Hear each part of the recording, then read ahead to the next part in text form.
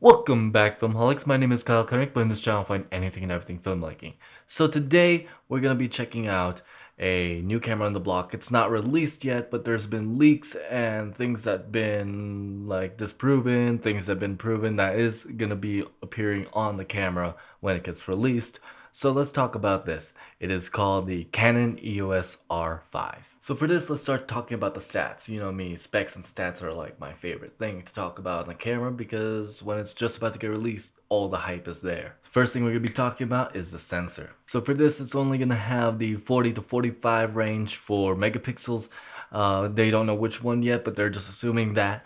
And also they're assuming that it's gonna have 20 burst continuous frames. So that's gonna be really good for like animal photographers or nature photographers during those times. You can just shoot and pray. Now for some video specs. So now this is mainly going to be a rumor, but it does say that it has in-body stabilization, which honestly with the market, it should have that. Almost all high-end cameras that are going to be priced over $2,000 are having that.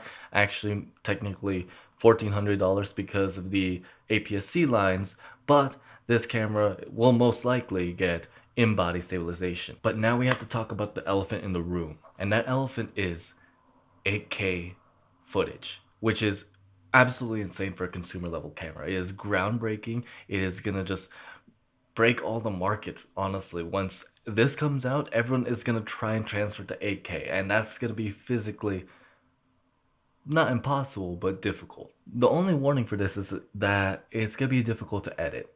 Most people like me and anybody else doesn't have a PC that can edit 8K footage. We can barely edit 4K most of the time. So the main problem with that is that we can't use that. But technically, if you think about it, if it's an 8K sensor, that 4K that you're going to use is going to be insanely good.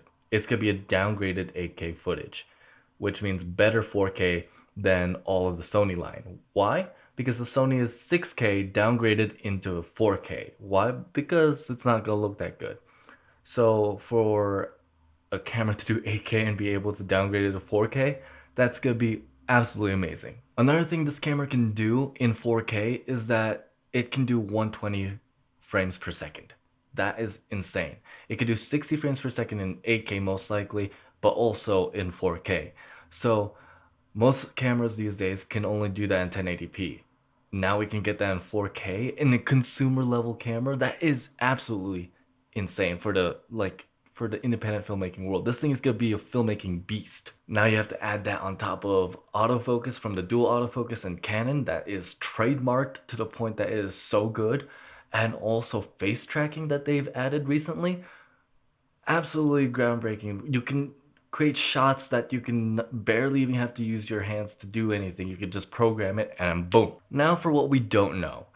In the ecosystem of the camera world, there is a lot of 10-bit popping up, a lot of dual SD card slots, and a lot of 422 color grades. So the thing is, this camera might not have that because Canon does like to kind of throw in some bad features into their cameras as of recent, especially for the mirrorless line. But in the same time, they've learned from those mistakes from YouTubers.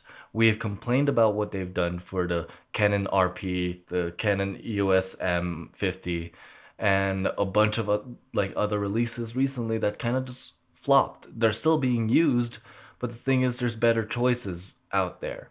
So they want to learn from that and they want to create cameras that we want. And especially since they have the best color science, if you add that with 10-bit, the color grades are going to be insane. It's going to be insanely faster because the color schemes are already so good. Canon colors are some of the best. I've programmed my camera so that it can have Canon colors because Canon.